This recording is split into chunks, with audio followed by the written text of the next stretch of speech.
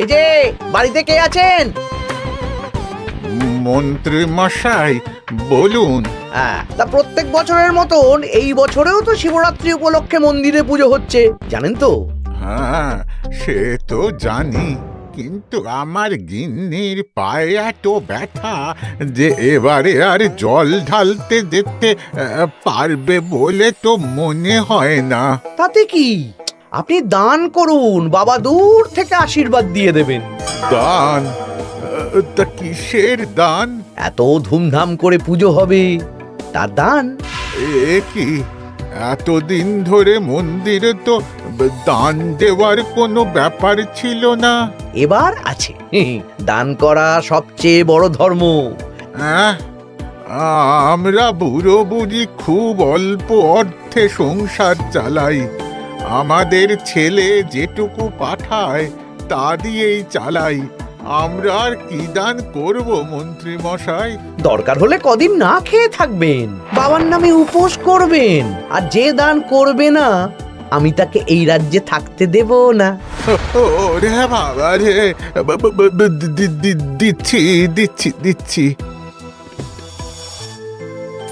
আর শুনুন, এই দানের ব্যাপারটা যেন পাঁচ কান না হয়, নইলে কিন্তু। ওরে বাবা, না না না, ঠিক আছে ঠিক আছে। আজকে সারাদিনে ভালোই রোজগার হয়েছে, কি বলিস বটা?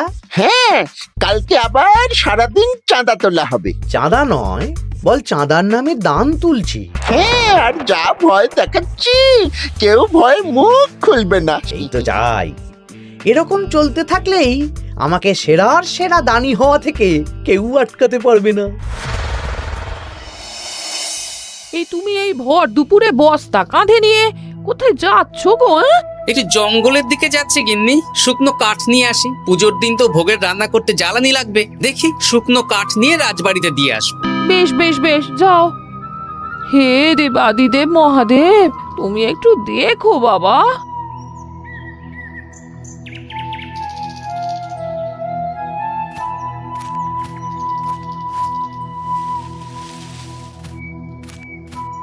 আরে আরে, নগেন খুঁড়ো না, এই সময় কাঠ কুড়োচ্ছ কেন?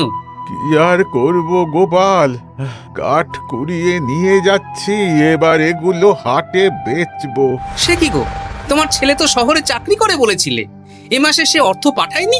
সে তো পাঠিয়েছিল বাবা, কিন্তু আর ভাগ্যের পরিহাস, কি বলবো বলো। কি হয়েছে, কোনো সমস্যা নাকি? না না না, সমস্যার কথা জানানো যাবে না, জানালেই আমাদের বিপদ। আরে কি হলো, চুপ কেন? কি গো খুড়ো, কিছু বলো। কাউকে বলবে না তো বাবা? না না, বলো না, আমি কাউকে বলবো না, আমাকে বিশ্বাস করতে পারো। আসলে আজকে সকালে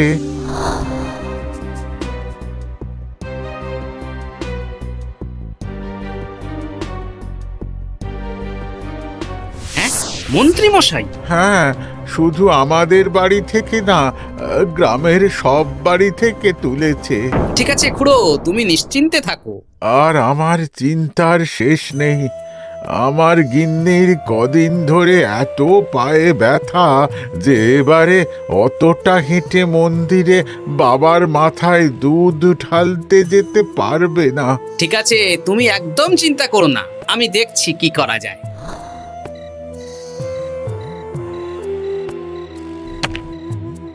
প্রহরী, এটা ভাড়ার ঘরে রেখে দিয়ে এসো। বলো গোপাল দিয়েছে, ভোগ রান্নার সময় জ্বালানি লাগবে তো, তাই এই কাঠ দিয়ে গেলাম। আচ্ছা গোপাল দাদা।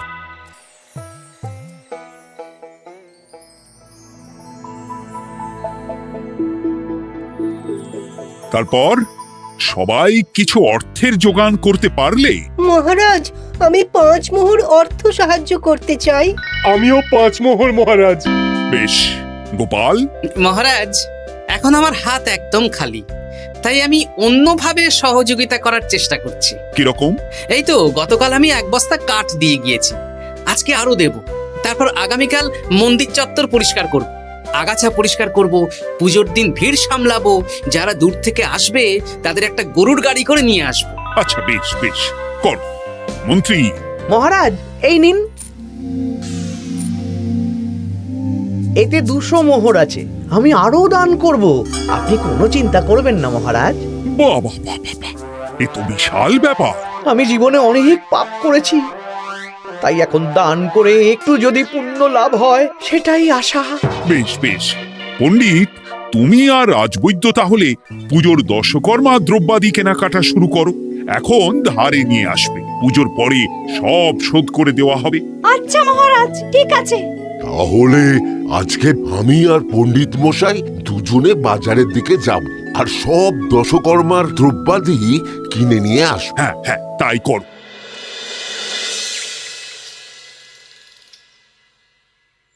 এই ঘটা পুঁটির বাবা একটা কানা করিও চাঁদা দেয়নি। হ্যাঁ, আমার মাথায় একটা বুদ্ধি আছে। কি বুদ্ধি? দেখ, ওদের বাড়ির বাইরে একটা শাড়ি ঝুলছে।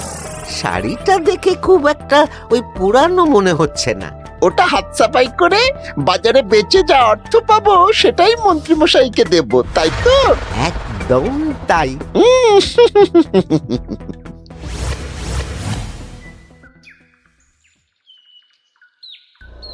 হাই পুটি, দেখ তোদের বাড়ি থেকে বটা ঘটা কাকা শাড়ি চুরি করছে। হ্যাঁ তাই তো। ন্যাপলা, ওরে বাবা রে, মরে গেলাম রে, ওরে মরে গেলাম। পালাও পালাও পালাও, ওরে বাবা। এই কি হয়েছে রে, চিৎকার করছিস কেন? আর বটা ওভাবে পালালো কেন? এই বটা ঘটা কাকা ওই পুটির মায়ের শাড়ি চুরি করে পালাচ্ছিল, আমরা ধরে ফেলেছি। সাব্বাস, এই তো চাই। তার মানে মন্ত্রী মশাই এখন দান করার জন্য চুরিও করাচ্ছে। বাহ! কি ভাবছো গোপাল দাদা? না, কিছু না। আচ্ছা পুটির বাবা, তোমাদের বাড়ি মন্ত্রী মশাই চাঁদা তুলতে আসেননি? এসেছিলেন তো, কিন্তু আমি বলে দিয়েছি আমি পারবো না। নিজেদের বীজ ধান কেনার অর্থ নেই, চাঁদা দেবো কি করে? আচ্ছা, এই ব্যাপার, এবার বুঝতে পেরেছি। অনেক ভয় দেখালেন, চমকালেন, কিন্তু কিচ্ছু দিইনি। তাই বটা ঘটা চুরি করতে এসেছিল, বুঝেছি। বেশ, এই সাবধানে থেকো। কিভাবে যে সংসার চালাবো? শোনো পুটির বাবা, তুমি এক কাজ করো। বলো। জঙ্গলে অনেক ধুত্র গাছ, আকন্দ গাছ আছে। তুমি পুজোর দিন সকাল থেকে মন্দিরের কাছে একটা ফুল মালা বেলপাতার দোকান দাও। এটা ভালো বুদ্ধি দিয়েছো। আমি তো এখন মন্দির প্রাঙ্গণ সাফ সাফাই করতে যাচ্ছি। আমি বরং কাজের ফাঁকে তোমার জন্য একটা ছাউনি দিয়ে মন্দিরের কাছে দোকান বানিয়ে দেব। তাহলে তো খুবই ভালো হয়। এই পুটি, তোরাও আমার সাথে চল, হাতে হাতে সাহায্য করবি। চল চল চল। চলো গোপাল দাদু।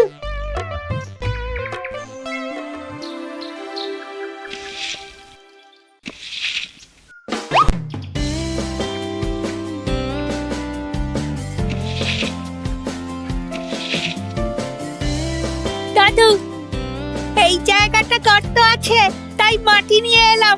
এই তো বুদ্ধিমান ছেলে, এবার ঢেলে দে। ব্যাস, এখানটা এবার ঠিক হয়ে গেল। দেখি এবার মন্দিরের পিছনের দিকটা একটু পরিষ্কার করে দিই।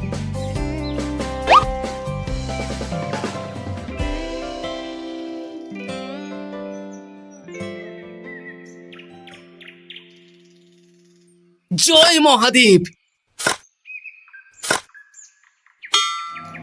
এ কি, কিসের আওয়াজ হলো? হ্যাঁ দাদু, কিরকম একটা টং করে আওয়াজ হলো।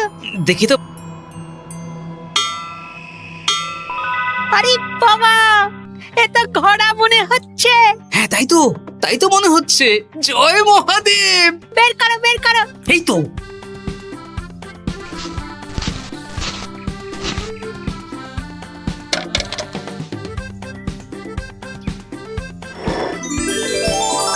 ও দাদু, এ তো সোনার মোহর। জয় মহাদেব, তুমি সত্যি আছো প্রভু, তুমি সত্যি আছো। একই দাদু, তুমি কাঁদছো কেন? সবই মহাদেবের কৃপা। মহারাজ বলেছিলেন দান করতে, মহাদেব নিজেই নিজের পুজোর ব্যবস্থা করে নিলেন রে। হ্যাঁ, তাই তো দেখছি দাদু। তবে শোন, এই কথাটা কাউকে বলিস না। আচ্ছা গোপাল দাদু, আমরা কাউকে বলবো না। হ্যাঁ।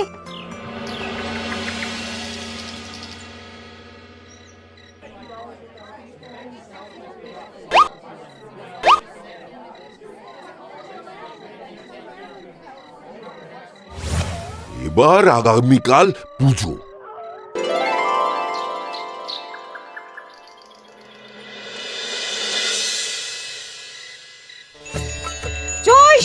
শম্ভু, হর হর মহাদেব। হে প্রভু, হে মহাদেব, জগতের কল্যাণ করো ভোলানাথ। জয় শিব শম্ভু। জয় জয় শিব শম্ভু, জয় শিব শম্ভু। বাবা দেখো বাবা, বাহ বাহ বাহ বাহ, এই তো সব ভালোই হচ্ছে। ভালো তো হবেই মহারাজ, আমি যা দান করেছি পুজো পাঠ এবারে ধুমধাম করে হবে। দান করে অত অহংকার করতে নেই মন্ত্রী। এক হাতে দান করলে আরেক হাতকে জানাতে নেই, বুঝলে? বুঝেছি মহারাজ।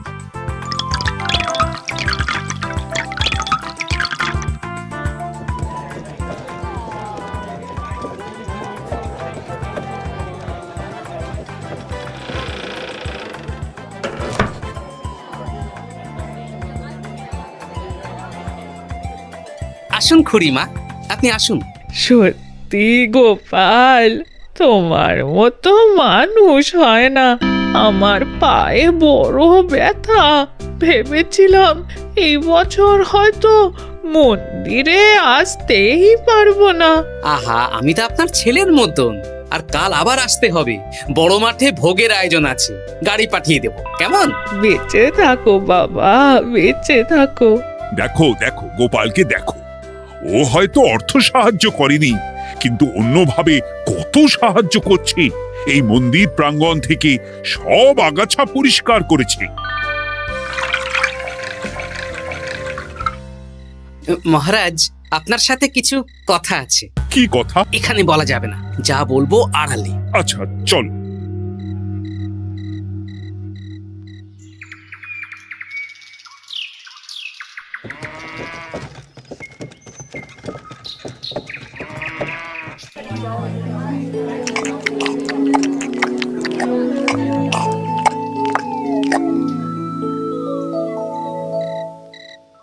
আজ সান্ধ্য সভায় সবাইকে আমি ডাকলাম, তার একটাই কারণ। কি কারণ মহারাজ? কি বলবেন আজ? গতকাল শিবরাত্রির পুজো আর আজ বেলার পুজোর ভোগ গ্রহণ পর্ব বেশ ভালোভাবেই সুসম্পন্ন হলো। এতে আমি খুব খুশি ও শান্তি পেয়েছি। তাই মহারাজ আমাকে সম্মান প্রদান করবেন, তাই তো? আমার মনে হয় আমি সবচেয়ে বেশি দান করেছি। না, তুমি তো কোনো নিঃস্বার্থ দানই করনি। মানে আমি যে কত মোহর দিলাম। ওগুলো তো লোকজনকে ভয় দেখিয়ে দানের নামে চাঁদা তুলে দিয়েছো। সেরেছে, সব জেনে গেছেন। হ্যাঁ, সেই জন্য সম্মান নয়, তোমাকে শাস্তি দেওয়া হবে। ওরে বাবা রে, ভুল হয়ে গেছে, ভুল হয়ে গেছে। ক্ষমা করুন মহারাজ, ক্ষমা করুন। এসব ক্ষমার অযোগ্য ভুল। যাই হোক, মহাদেবের কৃপায় মহাদেবের পুজো হয়েছে। তুমি যে অর্থ লোকজনের কাছ থেকে তুলেছিলে সেটা লোকজনের মধ্যেই বিলিয়ে দেওয়া হবে। তাহলে পুজোয় যা খরচ হলো তার বকেয়া কিভাবে মেটাবেন? সেটার ব্যবস্থা তো স্বয়ং মহাদেব করেছেন মন্ত্রী মশাই। হ্যাঁ, মহাদেব কিভাবে? আমি একদিন বিকেল বেলা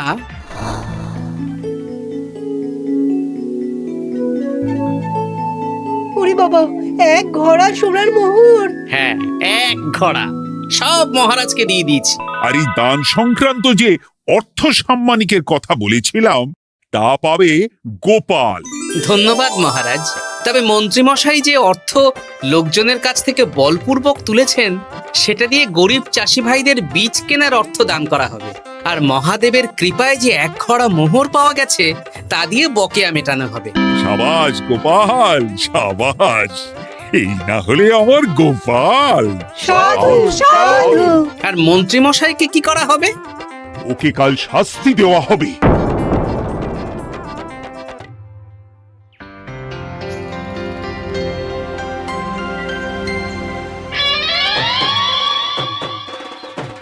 ও মহাদেব, ও শিব ঠাকুর, আমাকে ক্ষমা করে দিন, ক্ষমা করে দিন আমাকে। ওসব না বলে একবার কান ধরে উঠবস করুন আর একবার করে বলুন, জয় মহাদেবের জয়। জয় মহাদেবের জয়, জয় মহাদেবের জয়, জয় মহাদেবের জয়। সবই মহাদেবের দান।